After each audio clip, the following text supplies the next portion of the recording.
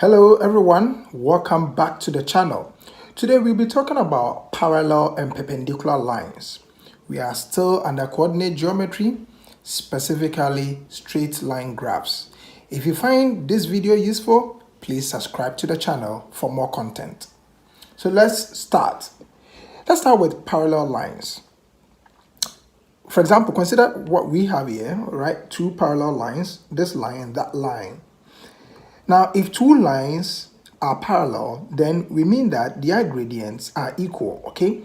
So for instance, if the gradient of this line, let's call this L1 and L2. So what we are trying to say is that gradients, let's call gradient M. So M1 is definitely equal to M2, okay? So their gradients are equal. So this is one way to illustrate parallel lines. There's another way to illustrate parallel lines. You may find it's maybe this may be the first time you've seen it, but it's actually there. So let's say that there are two lines, okay? There's the first line, maybe AB, all right? And then there's another line called BC, all right? So this, let me in fact use a different color to show the next line called BC. All right, this line is called BC. So if you look at this at a glance, looking at it from A to C, you may think that it's one line. Well, it is not really one line. These are two lines, okay? Just that they are touching, okay? So line AB and line BC are different lines moving in the same direction, okay? They are moving this way and that way, okay? So this is also parallel, right? So like I said, this is the first time you might have seen such a thing. And we use this notion to prove what we call collinearity, okay? What that means is that if you are proving collinearity, what you're actually proving is two things, okay? You either prove that the points A, B, and C lie on the same line, or you are proving that the gradient of line AB is the same as the gradient of line BC, since they are what? Parallel lines. Okay, so keep this in mind. We will solve a question under this. Okay, now let's talk about perpendicular lines. If two lines are perpendicular, then the gradients, okay, their gradients would be, the product of their gradients should give you -1. Or you can easily say that if the gradient of, let's call this one L1 and then this L2, okay?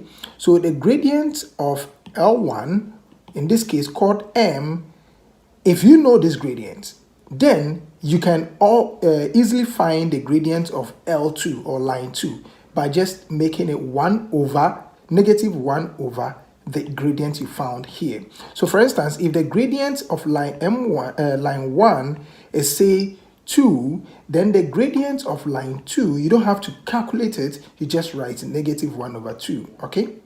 So this is the argument. You can also look at it from this side by saying that, well, the product of their gradients should be -1. Will it be -1? Let's check it out. If you have 2 times -1/2, obviously you have -1. That tells you that these two lines are what? Perpendicular. So there could be a question that would say that, well, prove that these lines are perpendicular. Just multiply their gradient and make sure that you get what? -1. Then you've proved it. All right. Another thing is that for perpendicular lines, they meet at what? 90 degrees. This is really useful, and we will solve a question under this where the 90 degrees is telling us a story about perpendicular lines. Okay, let's start with the first example for today. We are told that two vertices of a rectangle ABCD are A, these are the coordinate, and B, these are the coordinate. Now we should find the gradient of CD. Now the question is, do we even know the coordinates of C and D? Well, it doesn't matter, because if you have a rectangle, let's say you have this rectangle here, all right, this is A, this is B, this is C, and this is D. The point is that line AB, okay, this line is parallel to line DC, all right? So once you know, and we have already come to learn that parallel lines, they have what? equal gradients. Okay, so once we know the gradients of line AB, automatically we know the gradient of line CD. All right, so now let's find the gradient of AB. So gradient of AB will be equal to, that will be -3 minus 5 over 6 minus 3. That will give us -3 plus 5 over 3, and that will give us 2 over 3. Okay, so we have come to find the gradient of line AB. But since, let me call it M as a gradient, so M of AB is actually M of CD. So we can say that the gradient of CD is equal to 2 over 3. Okay, great. Now they want us to find the gradient of which line? BC. So this is line BC. They want you to find the gradient of that. Well, for a rectangle, each interior angle is what? 90 degrees. All right, so this is 90, this is 90, this is 90, this is also 90. Well, the fact that you have a 90 degrees over here, it makes line AB and line BC perpendicular. Okay, then now if it is perpendicular, then you can apply any of these. Whether you want to go with the product of their gradient is -1, or if you know the gradient of 1, find the negative reciprocal of it. That's also fine. So we are going to apply both here. So gradient of BC. Well, we know the gradient of AB, so we can find the gradient of BC easily, even though we do not know the coordinate of C. How do we do that? Well, let me call this M1. That means method 1. Okay, so for method 1, you know gradient of AB is 2 over 3. So gradient of BC will be -1 over 2 over 3. This will give you -3 over 2. Okay, now method 2. Method 2, that is the method that comes with the product of their how do I call it, gradient should give you -1. Okay, so you have the gradient from the part A as this. Okay, so if I have 2 over 3, you ask yourself, what do I multiply by 2 over 3 to get -1? Well, you have to multiply by -3 over 2. Okay, so that makes the gradient of BC -3 over 2. So these are the two ways that you can use to find the gradient of a perpendicular line. Okay, let's look at question number 2. Question 2 says that you have coordinates A, B, and C. Now, CD is a trapezium. What kind of trapezium?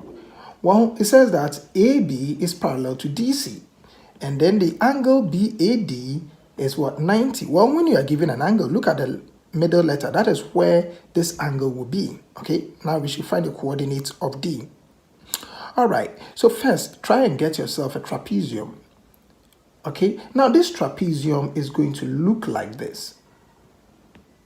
Why? Well, it's going to look like this because they said that the angle at A is 90 degrees. Okay, so here is 90 degrees. So I can just have A, B, C, and D. All right, so based on the information given, I have illustrated. They said AB is parallel to DC. So AB and DC are what? Parallel. Excellent. We have shown everything that we need to show. Now, the coordinate of A is -1, -5. The coordinate of B is 5, -2. The coordinate of C is 1, 1. So now, we don't know the coordinate of D. So let's say that let D be XY, okay? It's easier that way. What are the things that we can use to find the coordinate of D? Well, for one thing, we know that the gradient, since AB, okay, since line AB is parallel to line DC, then the gradient of line AB is equal to the gradient of line DC. So let's apply that knowledge here. So we are arguing that the gradient of AB is equal to gradient of DC. Okay, so now let's find the gradient of AB. So gradient of AB will be equal to negative 2 minus 5 over 5 minus 1. And that will give us, this is 3 over 6, giving us half. Okay. All right, so now we are saying that this gradient of half is equal to the gradient from line DC. So gradient of the line DC will be y minus 1 over x minus 1. And this is equal to the gradient that we found to be half. Okay, so let's form an equation from here. Maybe equation of a line from here. So we will get, if you cross multiply, you are going to get 2y minus 2 is equal to x minus 1. And that would mean that you have 2y minus x is equal to negative 1 plus 2, giving you 2y minus x is equal to 1. Okay, so let's call this equation number 1. All right, now this is just one way, using the gradients we have been able to find, using the gradient of parallel lines, we've been able to find one equation. Now another thing is that they said that the angle at A is what, 90 degrees. Now that means that the line AB and the line AD are what, perpendicular. Why? Because they meet at 90. Okay, so if they are perpendicular, then we can find their gradients and say that the multiplication of their gradient should give us negative 1. And then we can also use that to form another equation. We have two equations, we solve them simultaneously, we find the values of x and y, and that would be the coordinate of D. So let's do that. So now we can find the gradient of AB. We have already found that, so let's not waste time. Now let's find the gradient of AD. Okay, so gradient of AD will be equal to, so we have y minus 5 over x minus 1, giving us y plus 5 over x plus 1. Now we can multiply the gradient of AD and gradient of AB and equate it to negative 1 since they are perpendicular. So y plus 5 over x plus 1 times negative, times half, it's not negative half, times half should be negative 1 since they are perpendicular. Okay, so that will give us y plus 5 over 2x plus 2 is equal to negative 1. All right, then we are going to get, from there, we are going to get, let's bring this one right here. Let me use a different line to show that we will bring it right here. Okay, so we will have y plus 5 is equal to negative 2x minus 2. So this will give us y plus 2x is equal to negative 2 minus 5. So y plus 2x is equal to negative 7. Let's call this equation number 2. Okay, so if we bring equation 1 closer, we have this minus that is equal to 1. All right, so these are the two equations that we have, and we can solve them simultaneously. I believe that is something that we can do. All right, so if we decide to multiply equation number 2 by 2, we are going to have 2y, all right, plus 4x equals negative 14. So we can subtract equations 1 and 2, and that will give us, this is 0. This will be negative 5x is equal to 15. X equals negative 3. Now we can put x equals negative 3 into probably equation number 2. So y will be equal to 2x, right? So 2 into negative 3 equals negative 7. and then we can have this is negative 7 plus 6, this giving us negative 1. Therefore, the coordinate of D will be negative 3, negative 1. All right, so this is the plan. This is how you go through step by step. Okay, all right, let's apply the same knowledge to this particular problem, question number 3. Of course, you can pause the video at this point and then give it a try, and then we compare answers, okay? Because by now I believe that you've come to understand the concept of parallel and then perpendicular lines. Right, the question says the midpoint of the line segment joining P and Q is M. Okay, so what do they want? The point C has these coordinates, all right? We should show that CM is perpendicular to what? PQ. Well, if we know the gradient of CM, we can multiply it by the gradient of PQ and hope to get what? Negative 1, since they are what? Perpendicular, okay? So we need the coordinate of M.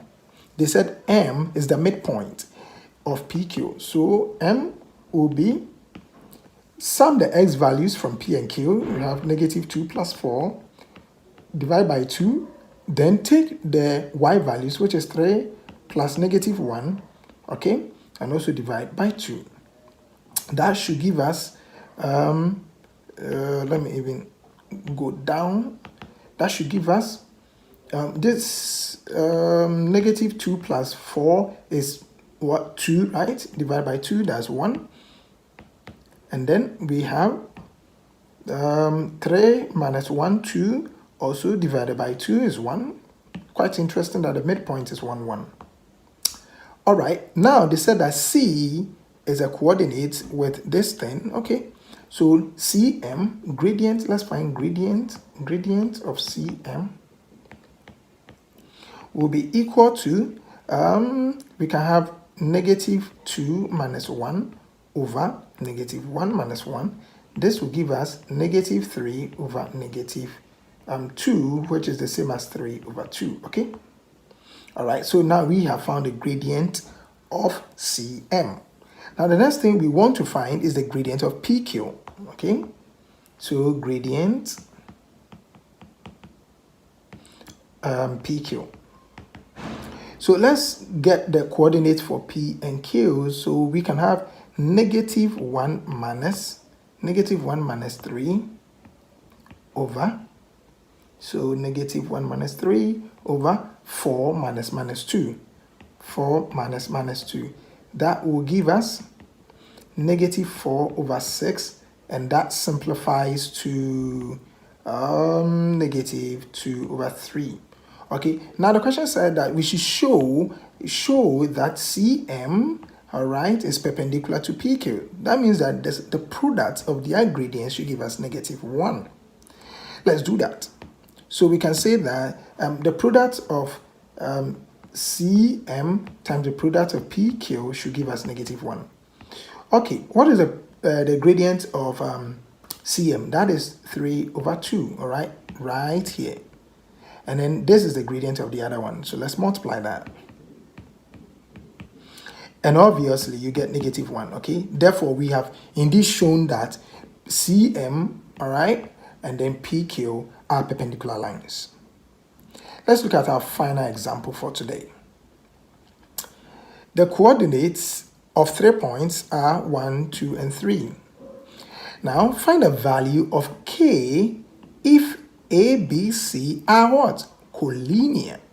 Do you remember collinearity? Yes, it is another way of looking at parallel lines, okay? If you remember from our introduction, I told you that if there's a line, let's say call this AB, and there's another line called BC, okay? Then ABC, they lie on the same line. They are parallel lines. They are collinear because they lie on the same line, okay? So that's the same idea that we are going to use to solve this particular question. Now, like, remember I told you that since they are parallel, then the gradient of AB, all right, should be equal to gradient of BC, okay? So that's what we are going to do. So let's find the gradient of AB. That would be negative 2 minus 4 over, and then we will have k minus 4. This should be equal to the gradient of BC. So that is negative 6 minus 2 over 2k plus 1 minus k.